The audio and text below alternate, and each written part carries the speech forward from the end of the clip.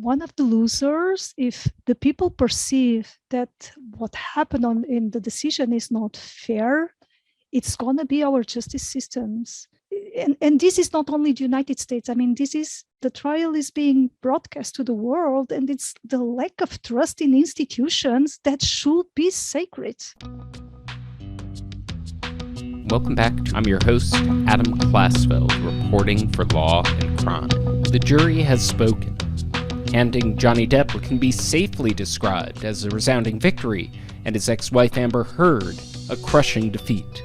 Even if it's technically a mixed verdict, the jury made clear that they broadly disbelieved Heard's allegations of domestic abuse and saddled her with a massive financial penalty that she may not be able to pay. Their findings stand in stark contrast to those by a British judge in London less than 2 years ago.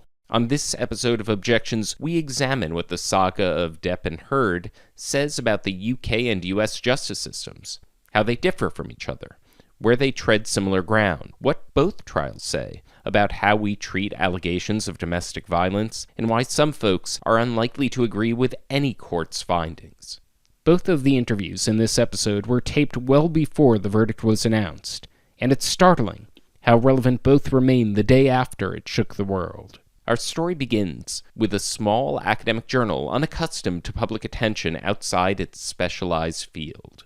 The Journal of Forensic Psychology Research and Practice isn't the sort of publication that often goes viral on the internet. Then last summer, the journal published an article by a Swedish academic, Professor Teresa Silva, who wrote an article with the unassuming title, Assessment of Credibility of Testimony in Alleged Intimate Partner Violence, a case report. The case report in question was the U.K. defamation trial brought by Johnny Depp. Depp supporters hailed Dr. Silva's conclusion that a British High Court judge got it wrong when he ruled that it was fair to call Depp a wife-beater. It quickly became the journal's most popular article, twice as widely read as any other piece listed on the journal's website. When I reached out to the associate professor at Mid-Sweden University, Dr. Silva told me, "It is always interesting when research can transcend the walls of academic institutions." The professor said she came to doubt Amber Heard's allegations when she saw the photographs of her alleged bruises in TMZ. The first thing that really impacted me was the photographs that was published. There is a clear picture of Amber Heard. There is no injuries on that face. And she trying to say that there are injuries. So on that moment you say, wait a minute, something is wrong here. Who is this person, right? So this is more or less the curiosity of the researcher, of the psychologist saying, who is this person? Why is she trying to present herself and portray herself with something that is clear that does not exist? So that was when started my curiosity in going in the case. And with all my due respect for Miss Heard, I think that she's a fascinating case within the forensic psychology. So myself and with my students also, I start to analyze who this person is. And that's where I came inside the case. And I just continue, because the case has so many things that are so interesting. The more she researched, Silva said, the more surprised she became that a British High Court judge ruled against Depp. We cannot have this type of miscarriage of justice that I understood was a miscarriage of justice, the rule of the English judge. The judge found that 12 out of Heard's 14 domestic abuse allegations met the civil standard of proof. And Silva said that she wrote the article to come up with a system to help courts assess credibility. I got shocked in saying, what it was not clear here. So I developed the article, and I wrote the article in order to say, okay, if we do a structured assessment of the case to look at the validity of the statement of Miss Heard, we can come up to the conclusion that she has a low credibility. And I wrote the article as a main way to say we need to implement this type of assessments within the justice systems, because our justice systems are very vulnerable to individuals. And if you want, I discussed that in a purposefully or non-purposefully way, may try to deceive the system. Explaining the UK system is Gavin Millar, a prominent British barrister who recently represented The Guardian's investigative journalist Carol Cadwallader when she was sued over her reporting in the Cambridge Analytica scandal. As he points out, UK law isn't exactly easy on news organizations or reporters accused of defamation. Well, I suppose by comparison with America, the biggest obstacle we have here is that we don't have a written constitution. So we don't have the equivalent of the First Amendment and the free speech guarantees that are given to American journalists and American media organizations by the First Amendment. And we probably have a culture in the courts that's quite pro-claimant, or as you would call it, quite pro-plaintiff. Cases are determined by judges.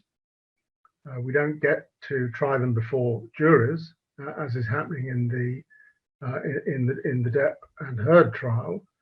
And judges can be quite favourable to claimants, to plaintiffs in this country. So there are a lot of obstacles in the way of journalists and newspapers in this country. The biggest single obstacle in defamation is the presumption of falsity and the presumption of damage. So journalists here who have the same principal defence as in America, which is truth, which has been played out in the Depp trial, where defendants try to prove allegations are true, have to take on quite a burden in this country of proving truth. And often that's impossible to discharge or impossible to discharge successfully. So when Depp sued The Sun in the UK, the Pirates of the Caribbean actor was in friendly territory, at least in theory. He did not have to prove his innocence. The British tabloid had to prove that they didn't defame him. And according to a high court judge, they met that heavy burden. But that's a key difference between the US and UK systems when it comes to civil defamation. Only the United States guarantees a jury trial, at least when there's a lot of money involved. And as I say, there are no jurors, so you have to persuade a judge who is an experienced lawyer that you can make your way through all that complicated and intricate law to establish that your right to freedom of speech should win out over the claimant's right to protect their reputation. And sometimes that's very difficult to do. One of the most important differences between the two trials is that in the United States, TV cameras let the public see everything. That's not a very British approach, as Mr. Millar notes. Did you follow Johnny Depp's lawsuit against The Sun when that was happening in the UK? Yes, I not only followed it, but at the time it was going on, I was in the same building 2 or 3 courts down, defending a different defamation action. And spent the same period coming in and out of court and meeting all the Depp fans and seeing all the hysteria that went on outside of court.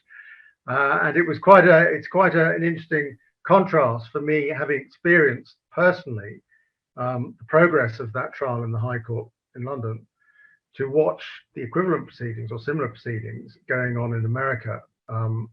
And to see the differences between the two types of proceedings. And it's not just the absence of a jury, the way in which the advocates act, the way in which the way in which the court is filmed and streamed and put online, make it a very different sort of trial to our trial. It's a very different spectacle. And there are lots of elements of the trial that are very different to the trial he had here. The amounts of damages being claimed are substantially bigger, which is always the case in America. The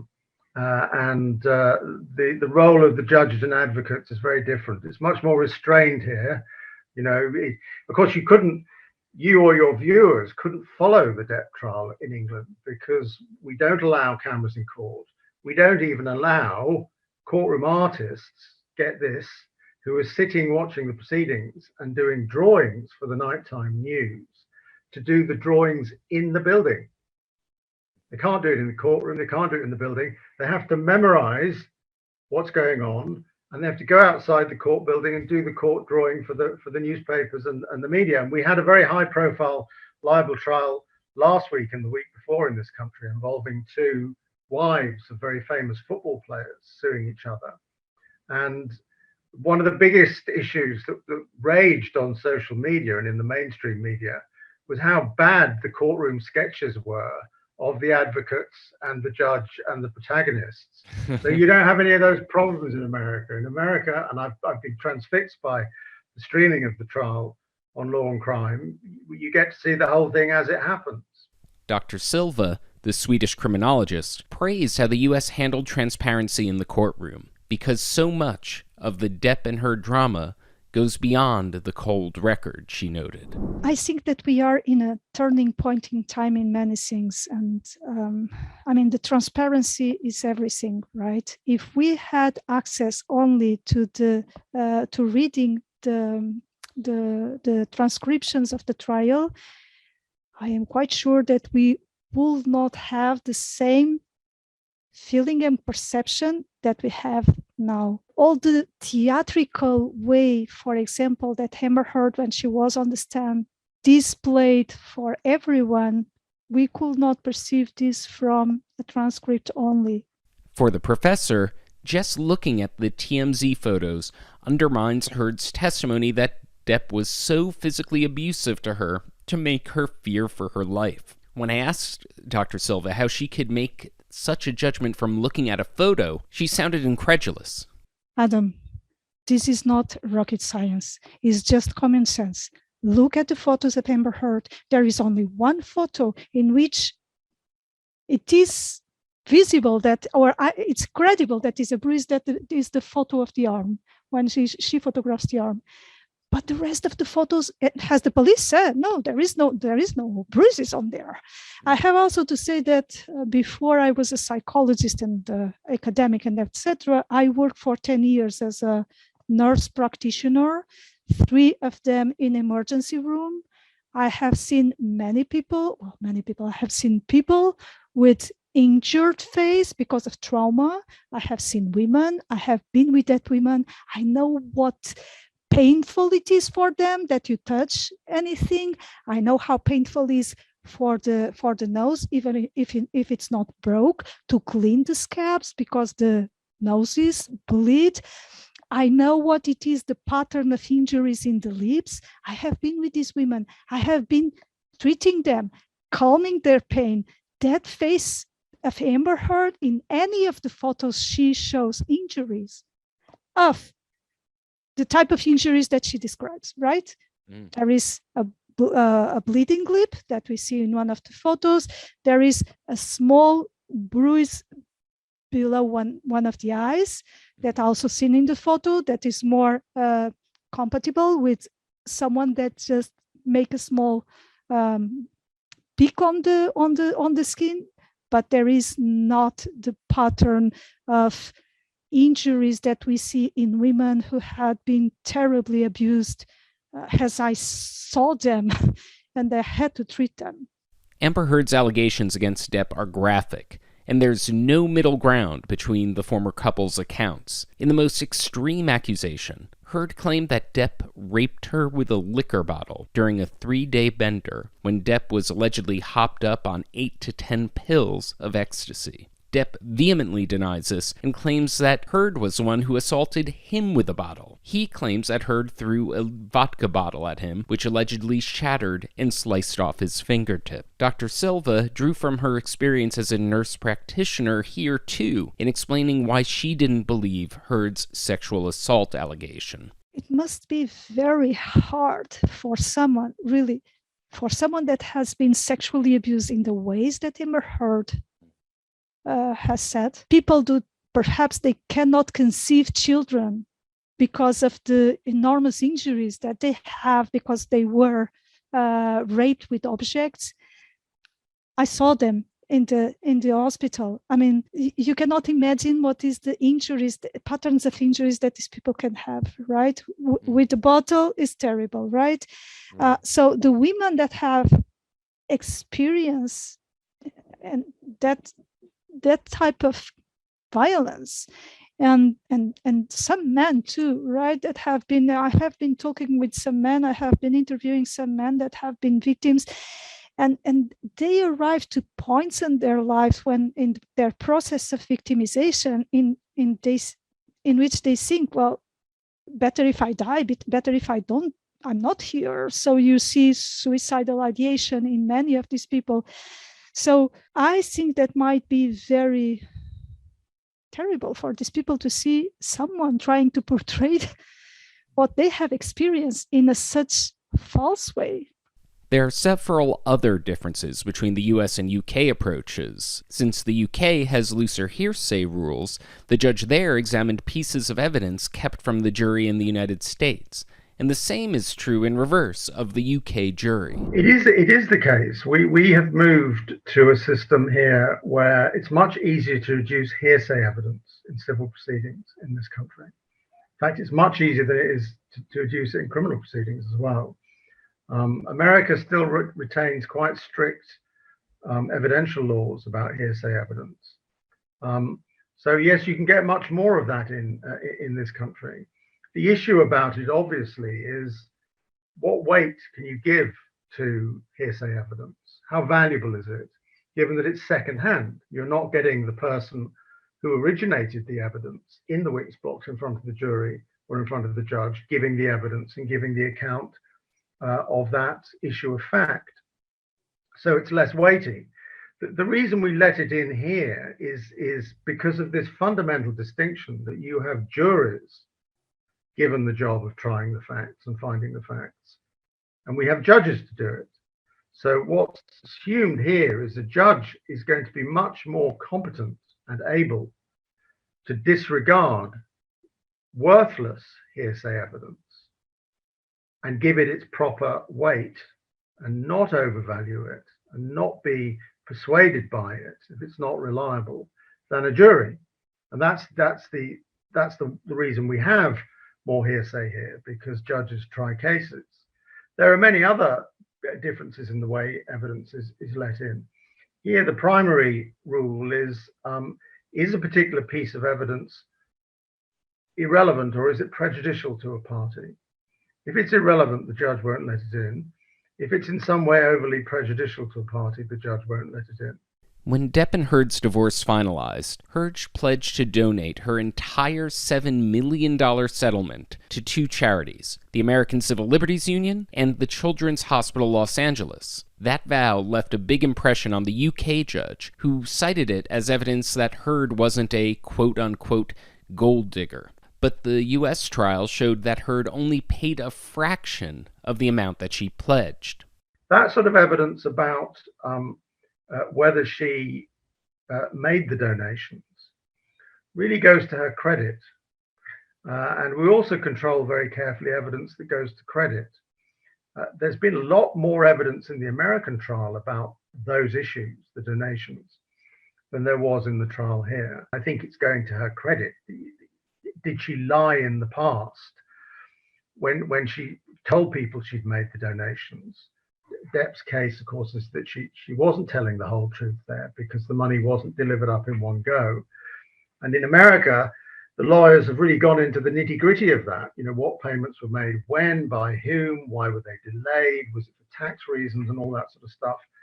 You wouldn't get it going in, you probably wouldn't have it being gone into in that much detail in this country.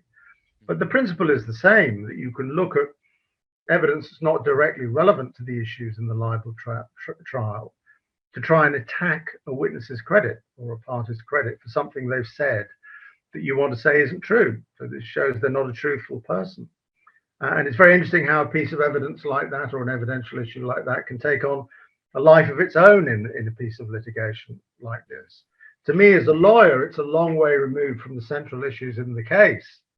But you know how lawyers work, and they think if they've got a piece of evidence like that and they can make something of it, they work it to death.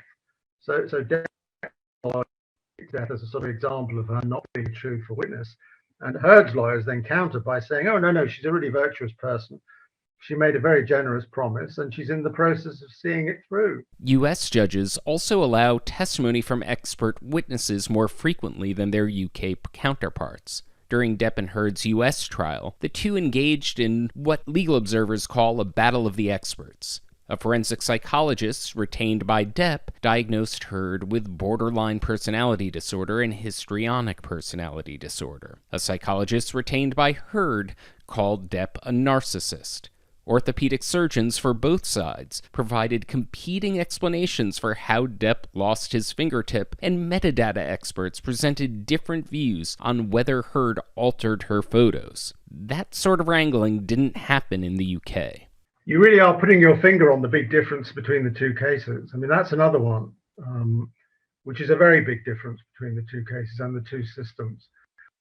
Our courts are very, very reluctant to admit expert evidence. Our judges recognize that trial lawyers like me love a piece of expert evidence. You know, it's a great tool to have in your armory as a trial lawyer, particularly in front of a jury, but also in front of a judge, that you can call somebody who you can say has all this expertise, and therefore, you know, that you should take their evidence very seriously. You should regard it as accurate and insightful and well rehearsed and well put in the witness box. And you can achieve a lot through putting in expert evidence that you can't achieve just by factual evidence. You can take shortcuts. You can say, you know, somebody is unreliable, or somebody is suffering from mental ill health or something like that. Or you can get experts on financial transactions to say, well, they're a bit dodgy, or they're sound, or whatever. Here, the courts worry about this because they see trials going off down alleyways of contests between experts where they really want to concentrate on the factual evidence. And they also don't think experts are as expert as they claim to be in a lot of things. In this country, there's quite a lot of judicial skepticism about whether witnesses who are called really are as expert as they're set out to be. And that's partly because we've had a lot of miscarriages of justice in this country, where experts who claimed to be very knowledgeable floated quite contentious evidence, and it later turned out to be inaccurate, and in some cases even that they were charlatans, you know, and that their evidence, their expertise wasn't well founded. So the courts here have a recent history of stepping back from expert evidence. It's very difficult to get it in. And when I watched the trial in America, I am surprised at how much expert evidence is called and how much expert evidence the jury is allowed to hear. And I do wonder to myself what the jury make of it. You know, are they seduced by the qualifications of a witness? For Dr. Silva, the U.S. system casts her entire field of forensic psychology in a bad light.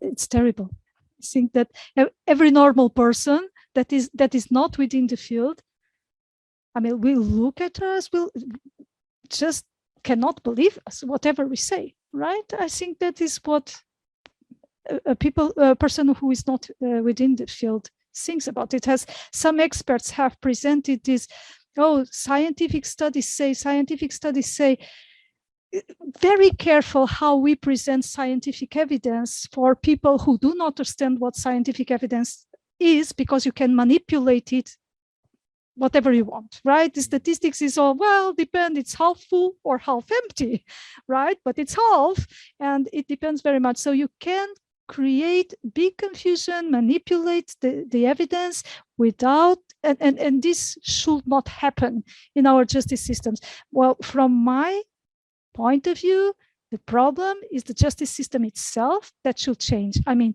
experts should be something ordered by the court, not by the parts. To not have this, I mean, we are there to figure out the truth. At the end of the day, the U.S. and U.K. trials boil down to a different set of facts. Depp sued Heard over a Washington Post editorial published in December 2018, in which she described herself as, quote, a public figure representing domestic abuse. The editorial was published 1 year into the Me Too movement, which Dr. Silva commented on in her article. I mean, for the movement and for the whole society, my concern is and always has been the victims.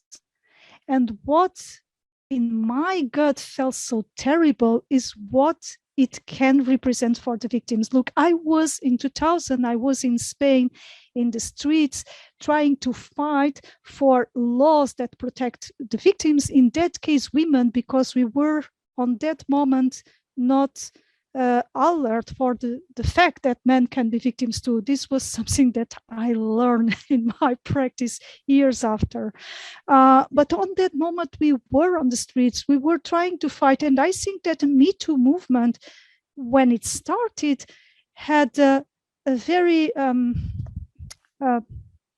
it was very clear that that was the purpose too, right? And it's what we should do, but also within the justice systems, is to protect the victims, to prevent that this happen again, right? So for me, it's a terrible stay back for the victims, not for the Me Too movement. I mean, I'm not interested in political movements. I'm really concerned in what it can represent for victims, but for every victim, for men victims, for women victims. And what we learn from, can we deceive just the justice system? I mean, if no consequences come out, if I lie and I'm not accountable for my lies, well, next time I will lie again, or the person that comes from me.